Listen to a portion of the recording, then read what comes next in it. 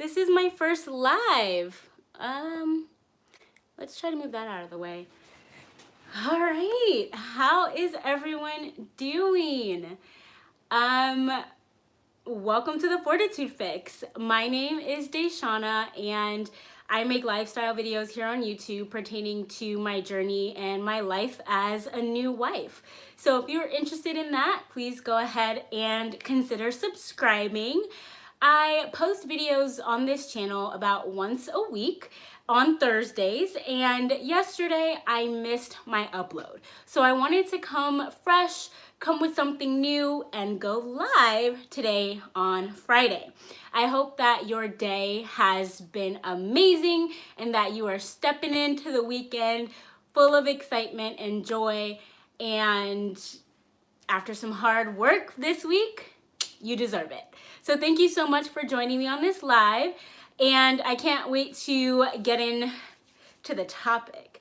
I am going to also be looking at my live from my iPad so that I can gather any questions, comments, or anything like that that comes up. So I am going to go ahead and do that now very quickly. How have you all been doing? I'm so sorry I missed my last upload, but I hope you are joining me here for this live.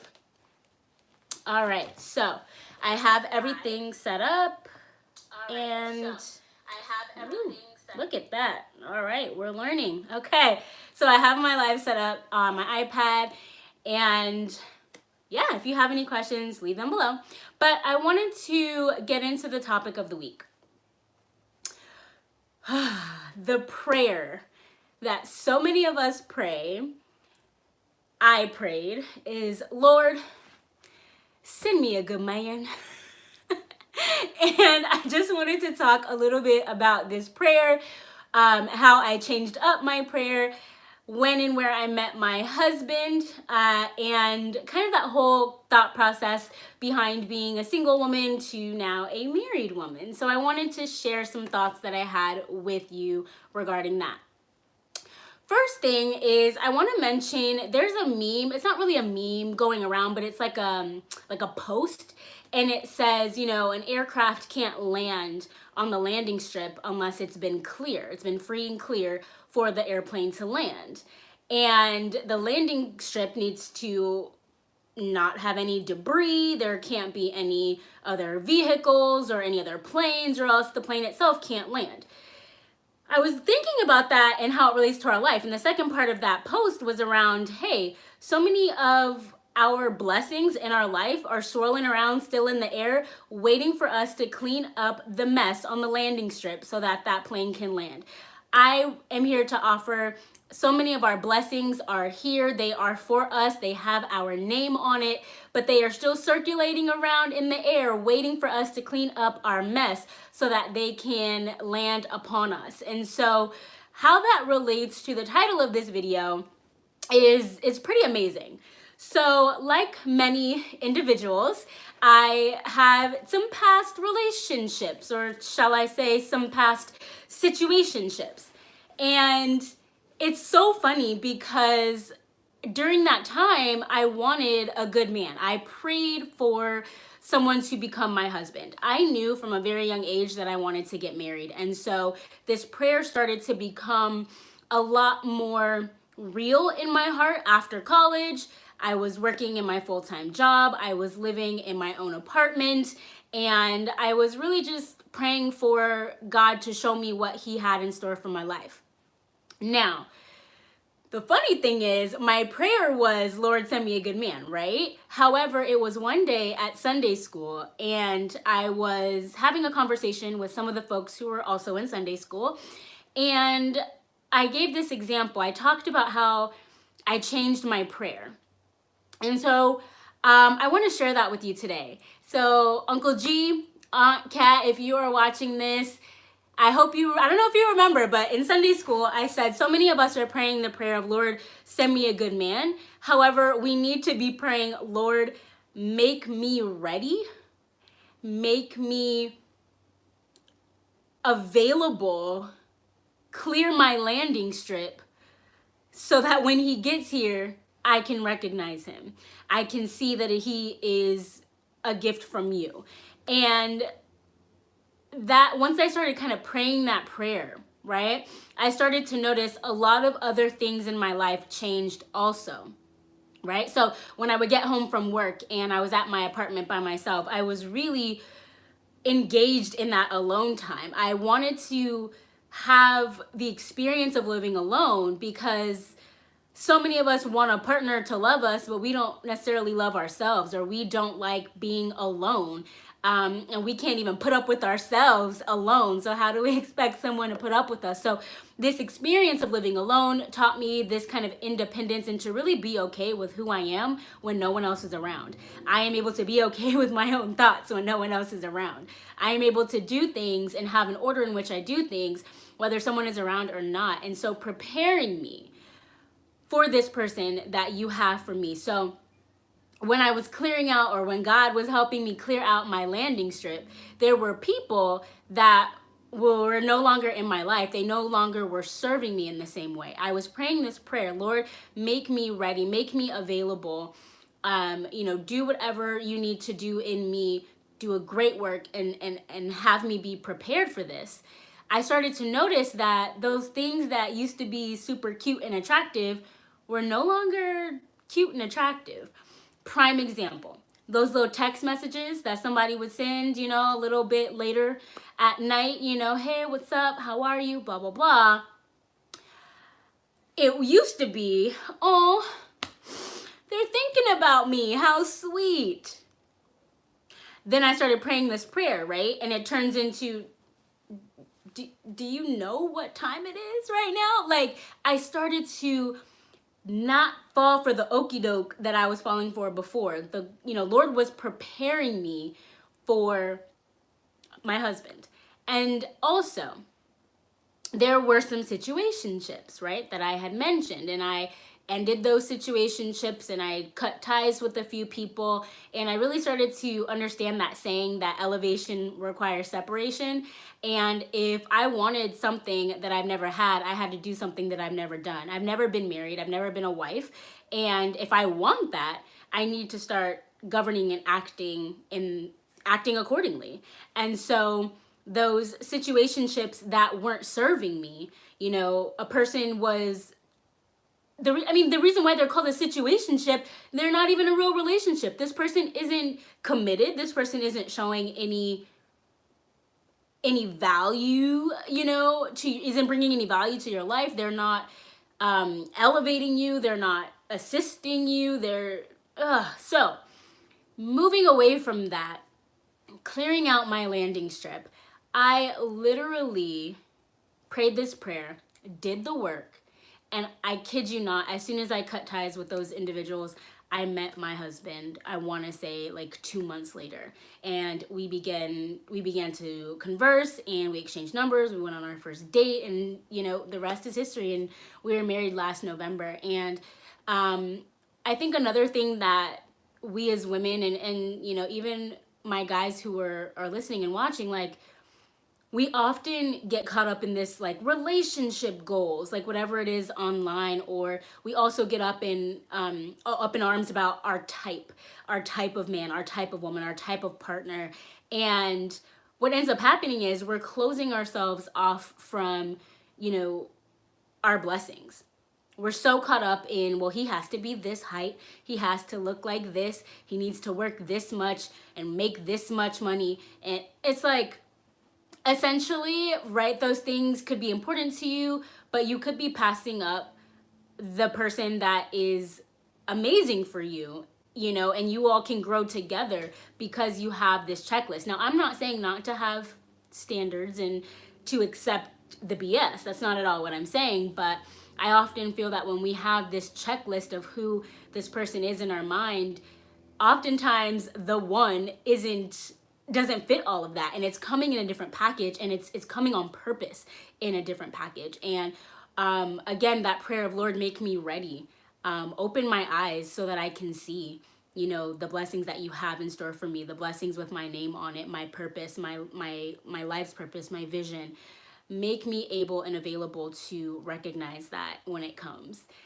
Because again, we're praying for these good men, but we have no idea what to do when we get them, right? When they get there. Oftentimes we got somebody in the friend zone that maybe shouldn't necessarily be in the friend zone. Maybe we are cutting somebody off because, they don't fit our height requirement or whatever the case is. So literally, I just wanted to pop on here and just speak a little bit about that and how my prayer actually shifted. And it wasn't so much about send me this person, it was about making me ready to have that, to accept that, and to recognize that.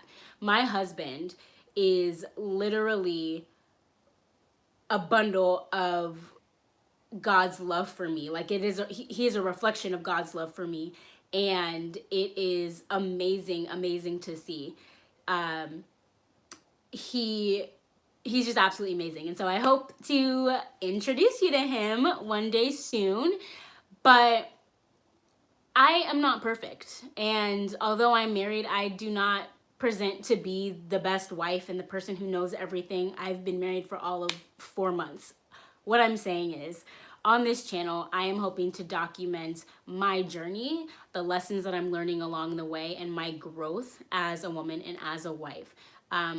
We are both individuals of faith. We believe in God. We attend church. We come from religious backgrounds and family members who are also, some are in the ministry themselves as pastors and preachers of the word. And so what that means for us in our marriage might be different than some of the other, relationships that you see, other marriages that you see. But I definitely am looking for this to be my documentation of what it's been like so far and what lessons are coming up for me. And I am grateful that I changed my prayer from Lord, send me a good man to make me ready, because there were some things that even 3 months prior to changing that prayer that my husband would have said or done that I would have not received. I would have been like, oh, yeah, who's this? Next, right? But there was a shift and a change that happened in me. I was able to understand and love what it means to be by myself and to be a good person, even when no one's watching. And I feel that because now I have someone to share that with, I've done a lot of the inner work. Granted, I have a lot of work to do. And if we're honest with ourselves, we all have a little bit of work to do, continuously learning and continuously growing. But again, if anyone out there is, wanting to be a married person, wanting to be in a sustainable long-term relationship, it's really important to look within and to find that happiness, to find that confidence, to find that security even within yourself, so that the person who is right for you is able to kind of join and connect, and you all can grow together, as opposed to that person coming in and you kind of swaying because you're not sure who you are. I think that's so important. I work with a lot of young people. I teach sex ed and puberty education in schools directly with students. And when we get to the conversation around relationships, I hear so much that I just want to just pick them up and give them a hug. But some of the things that these young folks are going through and that they're saying, and their ideas of relationships and what they're looking at on social media and what they believe a relationship to be, it really just does start with us and who we are individually and growing. One of my students asked me a question about boundaries. We're talking about crossing boundaries and what that looks like. And I said, well, it's really important to hold fast and hold tight to your values and your boundaries as a person. But in order to do that, you must first set your boundaries. You must first figure out what your boundaries are, what you will and will not stand for, what your values are, what you will and will not do. Because in that moment, you're then able to hopefully find the words to share that with others. And then you are able to recognize when a boundary has been crossed, or when someone is bringing something to the table that is not in alignment with your purpose and with your values. So let's go ahead and do the work. Maybe we can change our mindset and shift shifted a little bit from Lord, send me a good man, to Lord, make me ready. And even if it doesn't have to do with a man or a woman or a partner, maybe it's, Lord, make me ready for that promotion. Lord, make me ready for this this gift of speaking that you have bestowed upon me. Lord, make me ready to walk in my purpose and where you have called me. It doesn't always have to be, you know, it doesn't always have to be tied to someone else or a partner, but really shifting that thought and that mindset and us doing the inner work, I think is very, very important. So that is all that I wanted to kind of drop in your spirit today. Again, no excuses, but I wanted to just mention, a reason why I was not here yesterday. We traveled, we just got back from New Orleans, and we also both work full time. My husband and I work full time outside of the home, and getting on this schedule to create content, to edit the content, and then to put it up on time, along with, me, I am creating my business right now and working full time. So it is a lot, but I definitely have a passion for sharing my heart and sharing my stories here on this platform.